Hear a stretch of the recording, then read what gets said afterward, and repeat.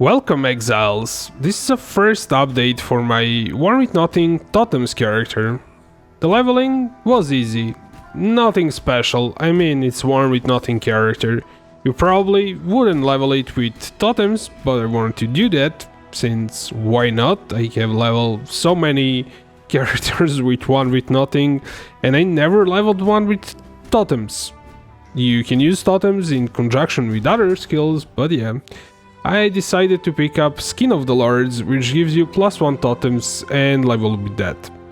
Now, here's an issue. Skin of the Lords, well, you're not high enough level once you kill Brutus to equip totems.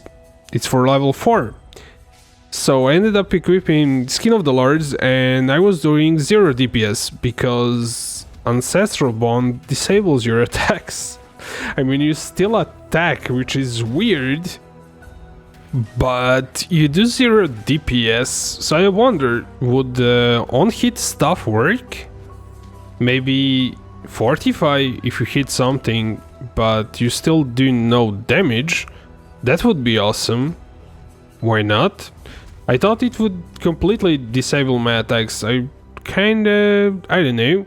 I read the description of the keystone while back and I had something in my mind. Obviously should have read it again to figure out what it's actually doing, but this is kinda a new discovery, I guess. That's why you should, even though if we plan our characters really good, we can still mess up once we start leveling, because the wording might be confusing and you might have misread something, and once you test it in game it was, well, different. So let's take a look at a few examples. First we have Merwell. The fight wasn't too hard. I had 2 totems, Enduring Cry, as long as I actually put totems where they should be, because Merwell keeps moving around. She went down pretty easily.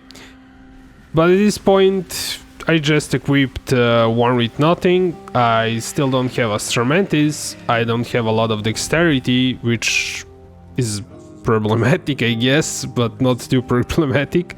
Since you're Berserker, well, not Berserker, but Marauder, and the starting position is full of strength, you don't have any dexterity. I converted some of it with fluid motion, but yeah, it's not like something when you start with Duelist, where there's a lot of dexterity leading to this socket, so it's it gets better. So let's take a look at a few other bosses. Okay, so Val Oversoul went down. I thought I would phase him out and he wouldn't like disappear into a ground, but I didn't do enough damage to actually make that happen. So I had to like wait for him to pop up again so I can finish him off. But it still was a pretty easy fight. At this point I don't have all the items that boost my damage quite a lot, but I did kinda do few things. I had to equip rings for mana, which was kind of being problematic for totems because they use a lot more mana. And I also got rid of all of the flasks because I'm a lazy person, and I was using the Traitor keystone, which gives you flask charges based on how many flasks are missing. So for each missing flask it gives you 4 charges every 5 seconds, and if you have 4 empty slots, that's just about enough to have your movement speed flask all the time without killing monsters. So if I over leveled, I wouldn't like kill any monsters in some zone. I would just run through it with a flask, which was kind of fun. I never tried doing that for leveling, but it's definitely overkill in my opinion, and you might get more out of flasks. Jumping to Kitava, it was pretty easy because at this point I actually have a lot of stuff equipped, and he went down. Basically, as soon as the phase started, the totems would phase him out, then the next phase started, totems phase that out, and it just keeps going really, really easily. Now, I think at this point I actually had my first ascendancy down. I'm not sure, because I recorded everything and it's a lot of footage, so I might have skipped through that. Nah, I definitely had my first ascendancy done, and I actually picked chieftain, not berserker, which was actually a really good choice. Later on, I was I kinda wanted to see if I can get more damage with berserker, which I know I will get, but I kinda know it's gonna be squishy, and I tried it, and in the end game it was trash, complete and utter trash, since you would get one-shotted by everything, since Berserker has 0 defenses, and I got few endurance charges here and there, some like nothing special. I get Warcry, and that's about it. So, and I didn't even have mob mentality, and I was getting one-shotted by everything when I was Berserker. But the chieftain turned out to be crazy powerful.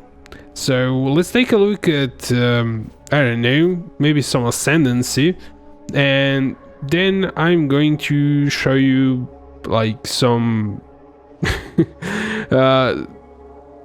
I guess part of building. We'll talk about some ascendancy choices, but let's take a look at a few other examples. I recorded a whole bunch stuff, so might as well use that footage. Okay, so we have our third ascendancy here. It's for 68 and I'm 55. Well, that's a good representation of how OP the character is, when leveling at least. For the end game, it kind of falls off a bit until you get better gear. You can't definitely roll over like tier 16 maps with the gear that you used for leveling. I tried, but that didn't go well. So I kind of picked up chieftain as ascendancy. As I said, switched back to berserker, went back to chieftain, and I'm now the character is happy chieftain. It does a bit less damage than what I thought it would do, but it's still way more damage than most characters on that budget. It basically takes a few seconds to kill conquerors on Awakener level 8, and when I did that, I actually, first time I went on a conqueror, actually I just did one conqueror. I didn't even have Cyclopedian coil belt equipped because I was level 71 or 2, and the belt requires 74. So I went on a conqueror with pretty crappy gear, and it still worked out. And I had like 3k life, which I don't know. Chieftain is way too tanky. I'm kinda, it's my new favorite ascendancy. The berserker is pretty trash. I mean, you cannot, there's no way to make it tanky. There is a way, obviously. You can do anything in POE, but if you invest all of your skill tree and cluster jewels into making a tanky character, why would you do that? I mean, you're better off taking ascendancy that is more balanced and, well, focusing on damage, maybe a bit of defenses, like balancing it out, than taking something like a berserker and, well, trying to make it tanky, which is really hard. Trust me, I tried that few times. I made a Cyclone Berserker in Delirium. It was somewhat okay. It one-shotted everything. I mean, even Kosis and those Delirium dudes went really fast. On level 20 Kosis or something like that, I would get him in 2 seconds or something with a Cyclone. But if I didn't avoid some stuff, I would get killed. And on a gladiator, you had like 80% chance to avoid that, but still sometimes you might go through the block. So making a fully tanky character in POE is somewhat really hard. And I'm starting to really love the chieftain ascendancy because it's actually really tanky in a weird way that I didn't notice. Okay, let's jump into POE and let me talk about the ascendancy because that's the most interesting things that I kind of discovered. The most OP thing about chieftain, which is really interesting ascendancy. I was always thought as a chieftain, hey, you're gonna go fire damage. That's a fire ascendancy. You don't play chieftain as a physical damage ascendancy. Boy, that is not true. Chieftain is really tanky. You still would kinda do some hybrid with totems because taking this totem stuff is actually really good. Even if you're not like a totem guy, strictly speaking, as long as you are melee character and you summon Warchief and Protector, you get attack speed from Protector, melee damage from Warchief, and those buffs get boosted by 50% from this this ascendancy, which is gonna give you a lot of damage, and it's still gonna leech some life, and it also increases the area of effect of totems, activation, range, and things like that. It's kind of really nice. Even if you're not a totem character, it's still pretty good. It's gonna give you at least like 10 attack speed and maybe, I don't know, what was it, 16 melee damage. So that's 16 more melee damage. So that is a really nice boost for DPS. Even if you're not a totem character, I will still take that. As long as I'm summoning Warchief and Protector on bosses, this is more DPS in my book. That's kind of okay, but this thing is where why I love the ascendancy. So it's, at first I wasn't like sure, this doesn't look that great. I mean, 50% more damage if you lost an endurance charge by past 8 seconds. So how can I actually lose endurance charges and I wanna be losing them all the time? Well, we're gonna use Immortal Call, the thing that I haven't used since it was nerfed, and I was, wait, Immortal Call, that's not that great. Well, boy, I was wrong. With this combo, Valako Storm's Embrace, however it's pronounced, plus War Cries, I mean Enduring Cry, plus Immortal Call, you are immortal. Even though like Immortal Call should not be called Immortal Call, in this case you're actually somewhat immortal, and if you time stuff right, you can pretty much dash into a pack and don't care about anything. You're not gonna die. I went on Veritania, I'm gonna show you a clip a bit later on, but I went on Veritania, I got hit by a lot of stuff. At the time I didn't even like time stuff correctly, but still those endurance charges and Immortal Call saved me many times. I tried Berserker for a few maps and I think I was using all the portals because anything that touched me basically one-shotted me on a Berserker, and 0 defenses there, so you have to level your character a bit further, maybe to level 90, to be able to pick up a whole bunch of defensive stuff alongside everything to actually make the berserker competent enough. But chieftain works straight out of the box. You just leveled it up. It's, as I said, like, it's immortal. It's so tanky that I don't know. I always thought like the best ascendancy for tanking stuff are like Juggernaut, Gladiator, and some mana dude. Like you go maybe, I don't know. It's pretty interesting to go like Scion with Pathfinder thingy. I have that character. He has like 8k mana and mind over matter and a whole bunch of stuff, and it's really, really tanky.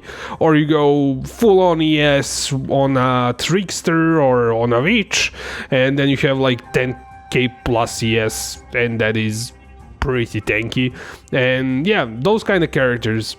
But I never thought the chieftain was that tanky until I tried it. This dude is immortal. It's really tanky. So this, you do immortal call. If you time it with Warcry, you get endurance charges. Once you have like 4 endurance charges, you go immortal call.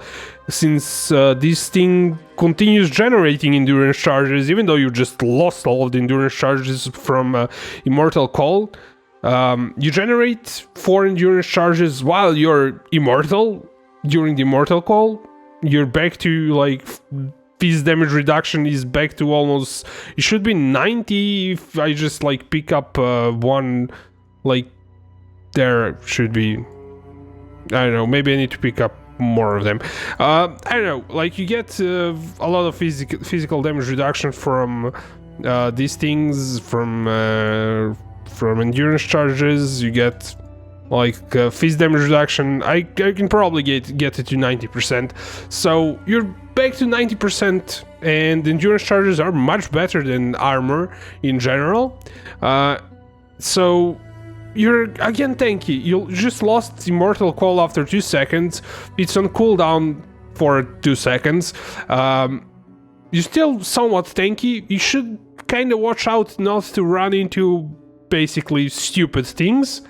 But after 2 seconds, you can be stupid again, and you can dash into things that you should not be dashing into. And yeah, so 50% of the time you are immune to physical damage. You take way less elemental damage. So that is crazy, and you have this 50% more damage all the time because it lasts 8 seconds, and Immortal Call has a cooldown of 2 seconds. So it's actually 3 seconds, but with second wind it's somewhat 2 seconds. So you basically have that all the time. You have regeneration per endurance charge all the time. You're constantly generating endurance charges. You have +1 to endurance charge. This is a powerhouse of ascendancy. Like, this node here is crazy, and every node here gives you some regen. So you get 0.5 per second, 5% chance to gain endurance charge on kill, so you really easily get generating endurance charges. This gives you totem placement speed, again more regen.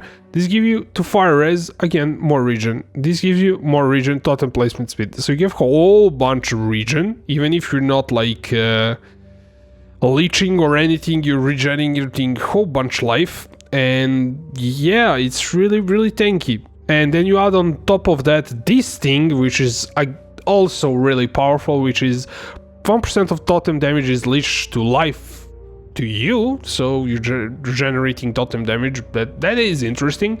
Then you have 50% increased effect of buffs, which is what we really want on every medium cluster jewel, and we're stacking that buff effect. I haven't stacked too many of them, I just have 2 for now, but once I add 6 of them, it's gonna be pretty crazy. And once I add a bit of increased damage, to increase my base damage, and that gets multiplied. These puppies gives 30% increase effect of buffs, so that's gonna increase, and totem buffs gives more melee damage and more attack speed, so increasing that more multiplier to, I think you're gonna have like something like 70 or 80 more attack speed and something like that, more physical damage from those nodes, which is huge multipliers. And if you have like a bit of increase here and there, you're gonna reach like ridiculous damage. At this point I simply don't have enough points to put those things in, so I'm kind of spread out too thin, but I'm working on it. And you have like this thing, which is again giving you more regeneration per second, and it also gives you 10% of phys damage taken as fire, so physical damage is no longer an issue. I mean, you have endurance charges, you have immortal call. It's crazy, and you also get 100% of fire res, which makes it really easy to gear the character, since you no longer need that much resistances on gear, so you can gear him way easier. Then you have 50% increased life regeneration rate if you take in a fire damage. So this, I think it also works for physical damage, since you converted 50% of physical damage, that's gonna trigger this regeneration. So you trigger it on fizz or on fire, and if we can somehow like take other elemental damage as fire, so I think something like that actually exists, but I'm not sure how it's called. If you take lightning damage and cold damage as fire damage, then it would trigger basically on everything, and 50% increased life recovery is crazy. And the last node is just like a fill-in. Your totem is immune to fire, and enemies near totems deal less damage. Enemies near totems take increase 60% increased physical and fire damage. 16% more damage is an okay thing. So you have like 16% here, you have 15% here, which is 30%, and then you have increased totem buffs, which is gonna be maybe 10, 20 more damage. So we have 30, around 50% more damage. It's kind of from various sources. Something is like fizz damage, attack speed, totem buffs, general like more damage, but you get like 50% more damage.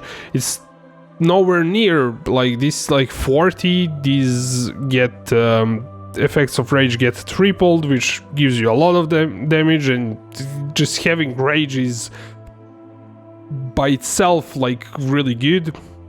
You get increased attack speed here, so it's not as good as this, but this guy cannot survive, and this guy can be immortal.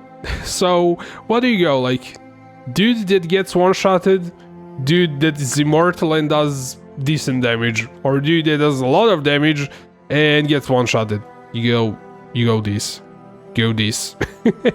We might try Berserker once I have like I'm level 92, 93, and I try some weird gear or something like that.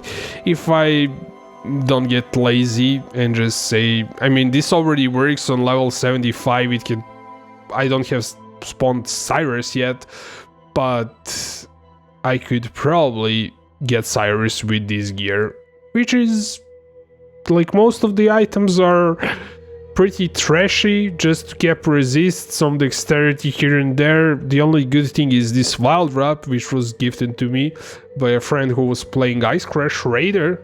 Garukan's flights are good, but no longer that expensive. Astro Mantis, these two rings are complete trash that I paid 1 chaos per ring.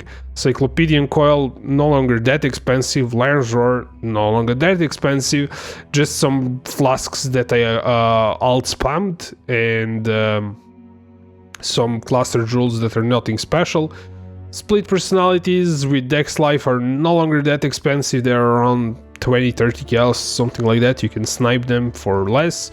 Just grab some random Watcher's Eye with chance to impale, so I don't have to grab this think here, which saves me 1, 2, 3, 4, 5 points, because I'm strapped for points at the moment. I also anointed this so I don't have to go through all of that, but I would probably go through all of that once I have enough points.